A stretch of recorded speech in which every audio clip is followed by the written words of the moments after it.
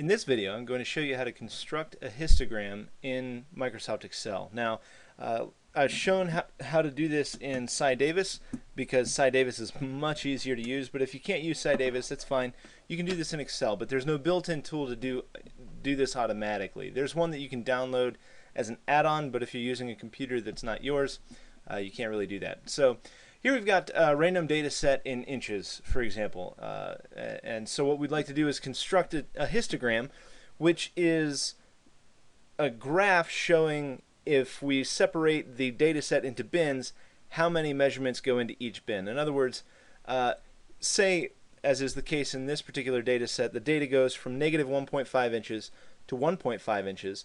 We can separate those bins into, say, 1/2 inch increments, and then see how many measurements lie in each increment. This gives us an approximation for the probability density function, or the derivative of the cumulative distribution plot. So let's go ahead and do that. First thing we're going to do, same thing we always do, go ahead and copy the data so we have the original copy in case something happens. So I hit Control-C to copy, Control-V to paste, and then we're going to sort this data column by clicking on Data and then Sort. It wants to expand the selection. We don't want to expand the selection, so we continue with the current selection. And we see that, yeah, our data is negative 1.4 to 1.3. So we'll go from negative 1.5 to 1.5. So to do this, what we want to do is we're going to make a column over here and just call it bins. That really doesn't matter. You don't really have to do that, but that's just a reminder. And then in order for this to work correctly in Excel, we need to format these cells as text. Otherwise, it's going to try to convert what I want to name the cells into a number. And so, for example, I want to go from negative 1.5, and like I said, let's do bins of 0.5 inches. So if I want to go negative 1.5 to negative 1.0, now that's saved as text. If that had been a number, it would be trying to do math with that, etc.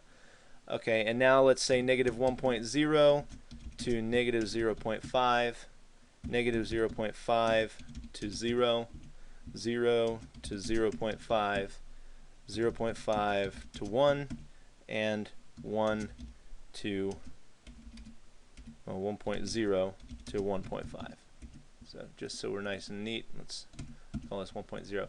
And then all we're going to do is literally count the numbers, the number of data points in each area. In other words, how many data points do I have from negative 1.5 to 1.0? 1, 2, 3, 4, 5. Okay, so there are 5 data points there. Negative 1.0 to negative 0.5.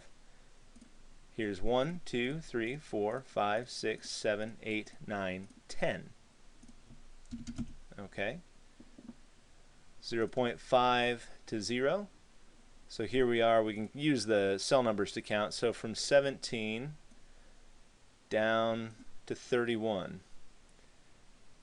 So 1, 2, 3, 4, 5, 6, 7, 8, 9, 10, 11, 12, 13, 14, 15.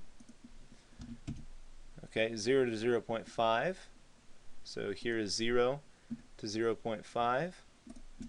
1, 2, 3, 4, 5, 6, 7. 0.5 to 1. 0.5 going up to 1.0. 1, 2, 3, 4, 5, 6, 7, 8, 9, 10. And then 1.0 to 1.5 is 3. So now we would like to plot this. And so what we can do is we can go ahead and select this data set. And this is just going to be a label on the x-axis. And then this is just going to be the count. So let's generate, what we want to generate is a column plot. So let's go to Insert, and we want columns. And so what we want to do, we want to make a column plot with this data, but the columns in a histogram do not have any space in between them. In other words, for this to be meaningful, we need a continuous data set. So we're going to hit Insert and then Column. Then we just want a clustered column, just a 2D plot. And here we can see, hey, there we go. Negative 1.5 to 1, we have 5. And so, you know, this looks like we expect, except we don't want these gaps here.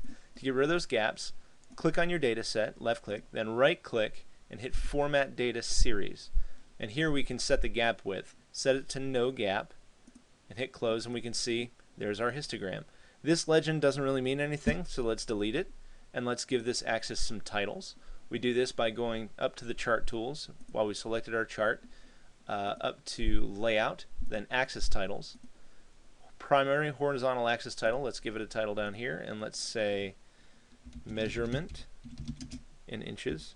If you have some more meaningful thing to give this, like case weights or quarter diameters or something, do that, but make sure you include the units. And then we want to add a vertical axis, so let's add a primary vertical axis. We want axis titles, and we want a rotated title, and this is just the number of measurements.